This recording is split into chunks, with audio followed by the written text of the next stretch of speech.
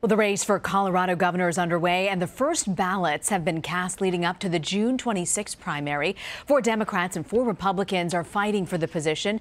And with no incumbent governor in the race, and there are 87,000 undecided voters, it is anyone's race at this point. Denver Post political reporter John Frank is following the race closely, and he joins us now. Okay, John, there are tens of thousands of those undecided voters in play. Walk us through this. Who exactly is running, and what are the big issues for Colorado? It's a real interesting race with a lot of national headlines. First of all, on the Republican side, we have Mitt Romney's nephew, Doug Robinson, is in the race. We also have a cousin of the Bush family, Walker Stapleton, in the race. Then on the Democratic side, we've got Congressman Jared Polis, who would become the first gay elected governor in Colorado and the nation, and he's put $11 million of his own money into this race. So it's a big deal right now. So walk us through who the front runners are at this point. Right now, the race looks like a contest between Jared Polis and Walker Stapleton. We have very limited public polling in the contest, but so far, those two candidates have 13-point leads based on the latest numbers, and they do appear to be dominating the race, in particular on the money side. Both are up with big TV ads. Both also have super PACs backing their campaigns, in particular running negative advertising against their candidates. So Colorado has actually been trending blue lately. Can you explain, John, why that is? We haven't elected a Republican governor since 2002, that is, and that was only one for decades in Colorado. So that's why this is such a big race for Republicans. Colorado experienced a shift in the early 2000s that really moved us toward blue, and we have voted for Hillary Clinton in the 2016 campaign and Obama in both of his campaigns.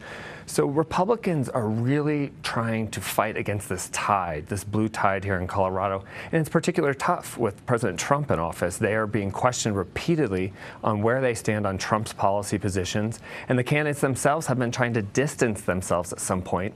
Walker Stapleton, the frontrunner on the Republican side, wouldn't even tell me whether he would campaign with Donald Trump at one point in the campaign, and he wouldn't even say whether he'd accept his endorsement. So far, President Trump has stayed out of this race, unlike other races across the country. You know, I wanted to ask you about that and sort of the Trump factor in Colorado.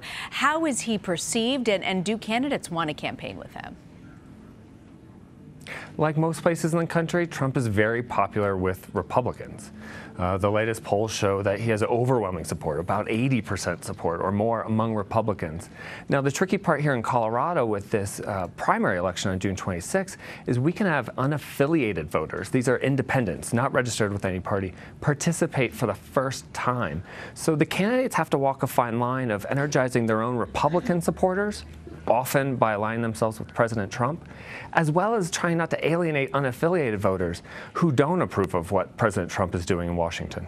I can't believe it, John. It's actually, we did the math, it's been a little over 4 years since Colorado has actually legalized marijuana. It's still controversial. How exactly is that playing out politically? It's become quite an issue on the Republican side.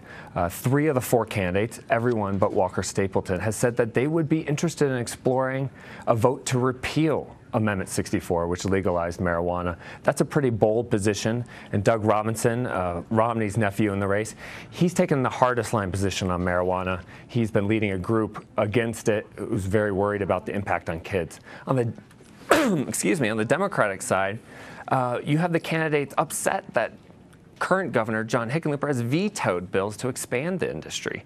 So it's quite a dynamic that is splitting the two parties. Right now, pot is polling at about where it was when it was approved almost 5 years ago now. So we'll see how this issue plays in November, but the Republicans are certainly trying to make an issue, and Democrats believe that they want to pass more laws to help the burgeoning industry. John Frank, thank you so much for joining us from the Denver Post, John. Grateful you could break it all down for us.